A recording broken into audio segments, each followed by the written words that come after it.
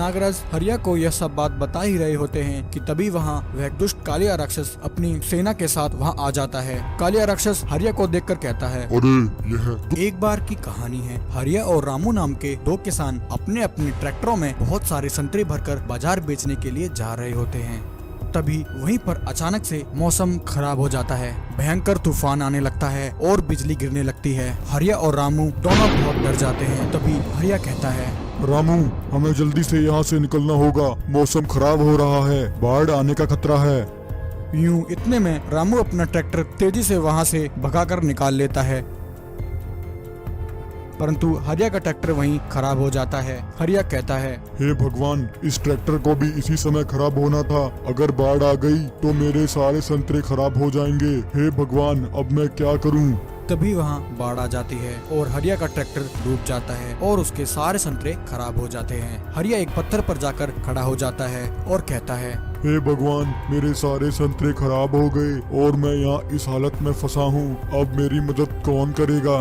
तभी वहीं एक संतरा तेजी से बाढ़ में तैरकर आ रहा होता है। उस संतरे में से एक तेज रोशनी निकल रही होती है, मानो वह कोई जादुई संतरा हो। हरिया उसे देखकर कहता है, काश यह संतरा बड़ा होता और मैं इस पर बैठकर यहाँ से निकल पाता।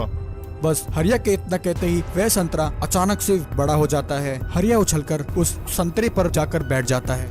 थोड़ी दूर जाकर वह संतरा और हरिया दोनों वहाँ से गायब हो जाते हैं और हरिया एक अलग ही दुनिया में पहुंच जाता है। हरिया देखता है कि वहाँ पर चारों तरफ बहुत सारे विशाल संतरे के पेड़ हैं। हरिया कहता है, हे भगवान, यह मैं कहाँ आ गया? मुझे अपने गांव वापस जाना है। अब मैं यहाँ से कैसे निकलूंगा? वहीं पास में ही हरिया को एक नागिन और नागराज एक पिंजरे में कैद दिखाई देते हैं। हरिया उनके पास जाता है। तभी नागराज हरिया से कहता है, आओ हरिया आओ, हमें तुम्हारा ही इंतजार था। हरिया, हमारी मदद करो, हमने ही तुम्हें यहाँ बुलाया है। हरिया कहता है, तुमने मुझे यहाँ क्यों बुलाया है और तुम यहाँ इस पिंजरे में क्यों बंद हो? मुझे तो कुछ समझ नहीं आ रहा है। नागराज कहते हैं, हरिया, हम दोनों एक इच्छाधारी नाग नागिन हैं। कुछ दिन पहले हमारे नागलोक में एक दुष्ट कालिया राक्षस ने हमला किया। उसने हमारे नागलोक के सभी सांपों को मार दिया और हम दोनों को यहाँ लाकर कैद कर दिया। वह कुछ ही देर में यहाँ आता होगा। हरिया, तुम हमें यहाँ से निकालने में हमारी मदद करो। नागराज हरिया को यह सब बात बता ही रहे होते हैं कि तभी वहाँ वह दुष्ट कालिया राक्षस अपनी सेना के साथ वहाँ आ जाता है। कालिया राक्षस हरिया को देखकर कहता है, अरे यह दुष्ट मानव कौन है और यह यहाँ कैसे आया? इसकी हिम्मत कैसे हुई हमारी जमीन पर पैर रखने की? मेरे शैतानों, पकड़ लो इस मनुष्य को। कालिया राक्षस के इतना कहते ही उसका एक शैतान हरिया पर एक जोरदार वार करता है। उसके प्रहार से हरिया वहीं बेहोश हो जाता है। वह शैतान हरिया को लेकर धरती लोक पर आ जाता है और उसे वहां छोड़कर चला जाता है। वहीं गांव के एक साधु बाबा उस रास्ते से गुजर रहे होते हैं। तभी उन्हें हरिया की लाश दिखाई देती है और पास में ही उसका ट्रैक्टर भी पड़ा होता है। साधु बाबा हरिया को अपनी शक्ति से ठीक कर देते हैं और कहते हैं, हरिया, तुम यहाँ इस अवस्था में कैसे? बताओ मुझे, तुम्हारे साथ क्या हुआ था? हरिया साधु बाबा को सारी बात बताता है। हे साधु बाबा, इच्छाधारी नागिन और नागराज की जान खतरे में है। एक दुष्ट कालिया राक्षस ने उन्हें कैद कर रखा है। मैं वहाँ उन दोनों को बचाने के लिए गया था, परंतु उस राक्षस ने मुझे यहाँ धरती लोक पर भेज दिया। साधु बाबा देखते हैं कि हरिया के हाथ में वह जादुई संतरा अब भी होता है। साधु बाबा हरिया से उस जादुई संतरे को लेते हैं और उसे अपनी शक्ति से एक विशाल 8 पहिया नारंगी ट्रैक्टर में बदल देते हैं। फिर साधु बाबा और हरिया उस 8 पहिया नारंगी ट्रैक्टर पर बैठकर वहां से गायब हो जाते हैं और उस कालिया राक्षस की दुनिया में पहुंच जाते हैं। साधु बाबा उस जादुई ट्रैक्टर से कालिया राक्षस और उसके सभी शैतानों को जलाकर भस्म कर देते हैं और इच्छाधारी नागिन और नागराज को आजाद करा लेते हैं। एक समय की बात है, चंदनपुर नाम के गांव में एक भूतिया चुड़ैल इंसानी रूप में रहती थी। दिन के वक्त में वह चुड़ैल इंसानी रूप धारण कर गांव में अपने शिकार का मुआयना करती थी और रात होते ही वह चुड़ैल अपने चुड़ैल रूप में आकर गांव वालों को उठाकर ले जाती थी और अपनी भूमिगत गुफा में उन्हें मारकर खा जाती थी। धीरे धीरे वह चुड़ैल बूढ़ी हो रही थी और उसकी शक्तियां भी खत्म हो रही थी। उसे शिकार पकड़ने में भी बहुत कठिनाई होती है। यह सभी सोचकर वह चुड़ैल बहुत दुखी होती है। यह सोचकर वह चुड़ैल अपनी खोई हुई शक्तियां वापस पाने के लिए रावण का हवन करती है। कई सालों तक हवन करने के पश्चात प्रसन्न होकर रावण हवन कुंड से प्रकट होता है। बताओ ऐ चुड़ैल, तूने किस लिए मेरा आह्वान किया?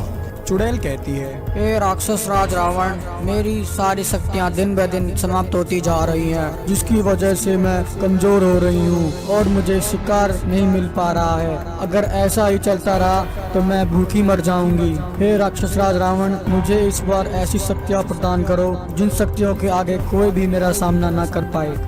रावण कहता है, ए चुड़ैल, तुमने कठोर तपस्या करके मुझे प्रसन्न किया है। जाओ, मैं तुम्हें 10 सिर का वरदान देता हूँ। इन 10 सिरों की तरह तुम्हारी शक्तियाँ भी 10 गुना बढ़ जाएंगी और फिर तुम्हें शिकार करने में भी कोई परेशानी नहीं होगी। यह कहकर रावण वहाँ से गायब हो जाता है। रावण से शक्तियाँ पाकर वह चुड़ैल बहुत ही खुश होती है। शक्तियाँ पाकर वह चुड़ैल अगले ही दिन गांव वालों पर हमला कर देती है और उनके पीछे पड़ जाती है। सारे गांव में हाहाकार मच जाती है। सभी लोग इधर उधर भागने लगते हैं। चुड़ैल कहती है,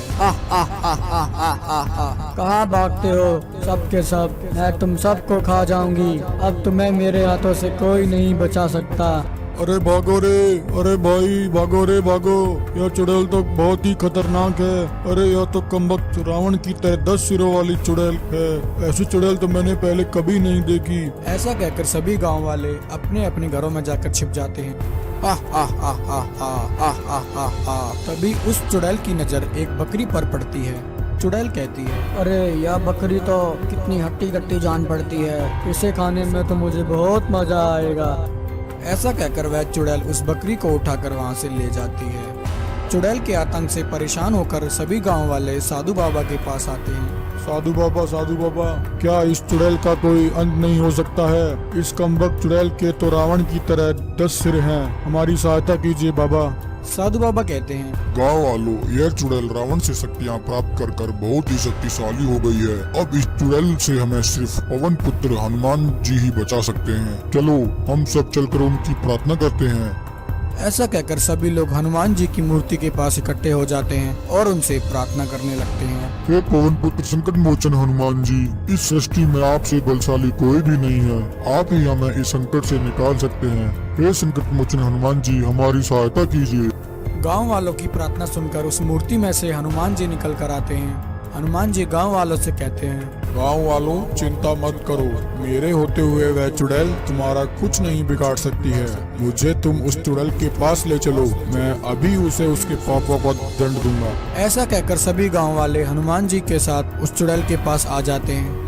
हनुमान जी को देखकर वह चुड़ैल गुस्से से पागल हो उठती है और उनको मारने के लिए उनकी तरफ दौड़ती है। तभी हनुमान जी अपनी गदा से उस चुड़ैल पर प्रहार करते हैं। हनुमान जी की गदा के प्रहार से वह चुड़ैल वहीं जलकर भस्म हो जाती है। इस प्रकार हनुमान जी गांव वालों को उस रावण चुड़ैल से बचा लेते हैं। सभी गांव वाले हनुमान जी का धन्यवाद करते हैं और हनुमान जी की जय जयकार करते हैं।